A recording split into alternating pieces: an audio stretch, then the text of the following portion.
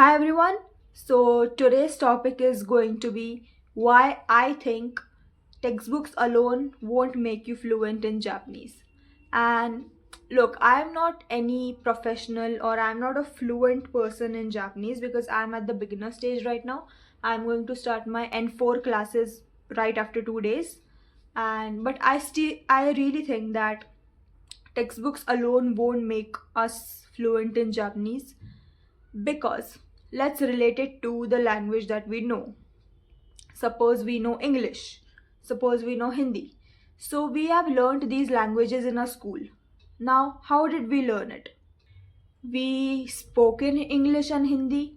Our peer group spoke in English and Hindi. We watched cartoons, movies, films in English and Hindi.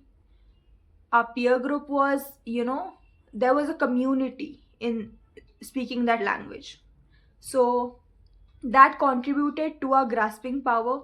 We learned new vocabulary from it, and we also spoke the language. But right now, when we talk about Japanese, at least in India, there is no person around us to speak Japanese with us.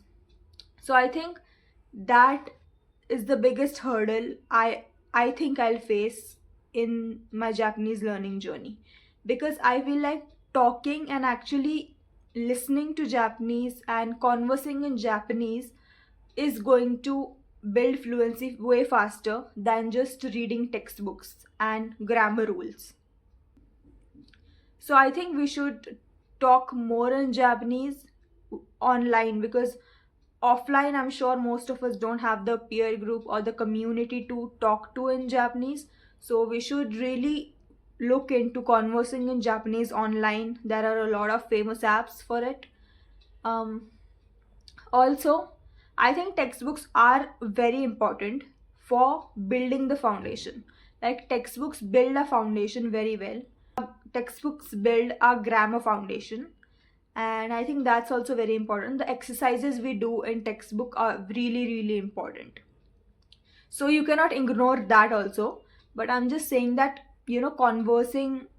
actually conversing helps, contributes a lot in your language learning journey, because after all it's a language. It's not a cognitive subject like maths or science. It's language. Like, you have to grasp it according to the situation also. Sometimes you might know the whole sentence, but you might know few words used in that sentence. You just guess those words, and those words are correct most of the times because of the context. So I think this helps in learning language a lot, and this is my experience in learning language, because our instructor, she always used to make us guess the vocabulary based on the context. So she'll say a sentence and she'll make us guess the vocabulary, like two, three words in that sentence, so that we could guess according to the context. And that is a really best way of teaching and learning Japanese, because it is going to build intuition, it is going to build our vocabulary eventually, and we actually remember the vocabulary. Also, since I'm going to start my N4 batch in the coming 2 days, I am thinking of revising the whole N5 syllabus in these 2 days. So so on tomorrow and day after tomorrow, I'm thinking of taking up a challenge, and the challenge is going to be me revising grammar, kanji, vocabulary, and particles.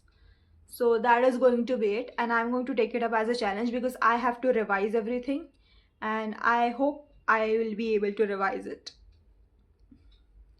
I want you to take it up as a challenge also, because I think work expands. Like, it seems a bit impossible-ish, but I think work expands according to the time you give it. So if you give it 6 months, the work will expand. Like, the work that you have to do will expand for 6 months. If I give it 2 days, the work is going to expand for 2 days.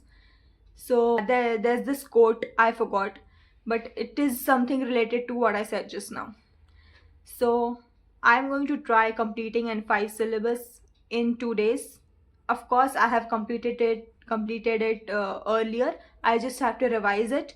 But let's see if I can revise the whole syllabus in these coming 2 days.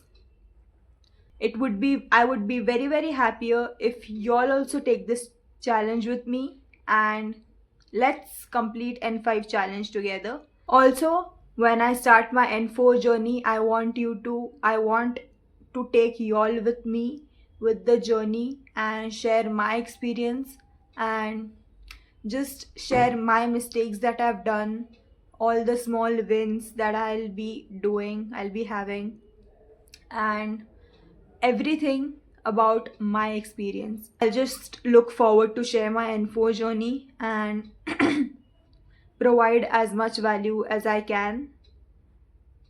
So, if you are learning Japanese, you will relate to this channel a lot. So, share your thoughts on this video and subscribe to my channel.